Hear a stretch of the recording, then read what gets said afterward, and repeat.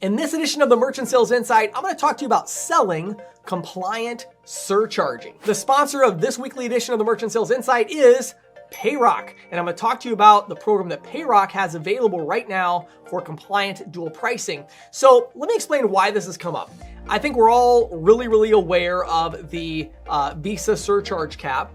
And most of the discussion, at least from me, has been around how that impacts dual pricing, cash discounting, non-cash adjustment, and other kind of legacy programs and things like that.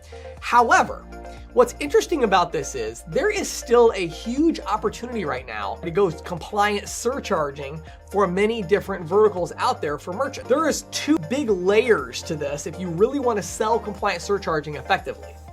Number one on the list for me is actually the payment processing statement.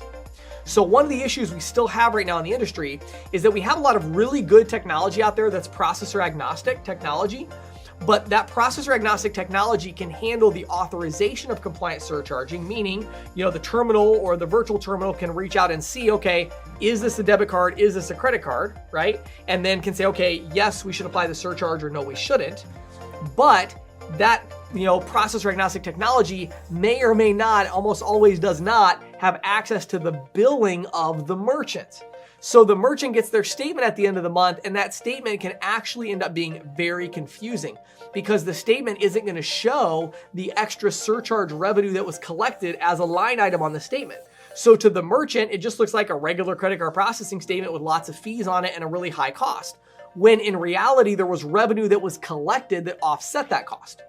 Now, the good news is you can certainly use APIs to build that sort of thing, but for many of you that are maybe a smaller ISO especially, and an individual agent, and you're like, hey, I want to sell compliant surcharging, you need to have a complete suite of solutions with that billing statement looking like a surcharge statement so it shows accurate information and it is transparent to the merchant. The second part of it, though, is you got to have omni-channel. Right? Now, there are technology solutions that have this, but I really think Payrock has done a fantastic job of focusing on this. And so that's where I want to pivot to our sponsor, Payrock. So it's Payroc. You can head over to payrock.com/go if you want to check it out. So it's payrock.com/go. But Payrock has done a fantastic job of making this omni-channel compliant surcharging solution, and they have the billing to go with it. So they not only have the technology piece, but they also have built off of that technology, and they have created a fantastic billing structure so that the statements that the merchants get for their program, which they call RewardPay, they're able to get that RewardPay statement and they're able to see this is the surcharge, this is the expenses, this is the fees, this is the total amount. So they can see all the information in that correct format. How do you sell surcharging and who do you go after? Okay.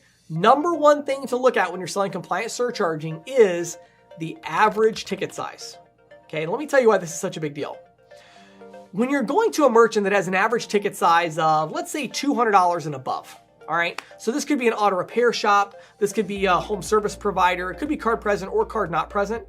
What I found is there's two things that are interesting. Number one, these merchants don't really do a lot of debit. They might do some, but they don't do a ton of debit as a general rule.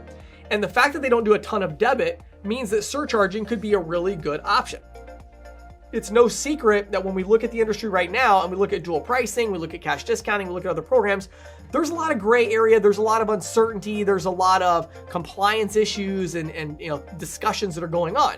Meanwhile, compliant surcharging is rock solid and you know that it's compliant. So if you have a merchant where they're doing mostly credit anyway, why not go compliant surcharging? Give them a solution that 100% is compliant. There's no gray area, there's no questions, and you can go that direction, save them a ton of money, and actually make a really nice margin on the account. Okay? Now, the other thing that's interesting is the larger average ticket merchants are also the ones that are very resistant a lot of times to do the 3.99%.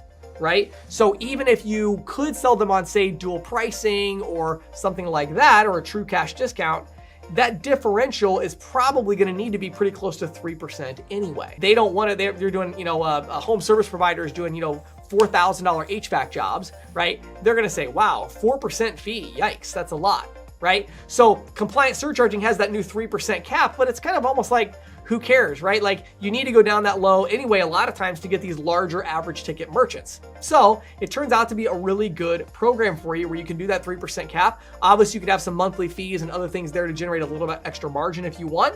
But I would really encourage you to head over to payrock.com/go. So it's payroc.com/go and check out their compliant surcharging options that they have available. Ask them about RewardPay and see if they might be a really good fit for you if you're going to try to go to market and sell compliant surcharging. My name is James Shepard. This video has been sponsored by Payrock, and I hope that you have a great day.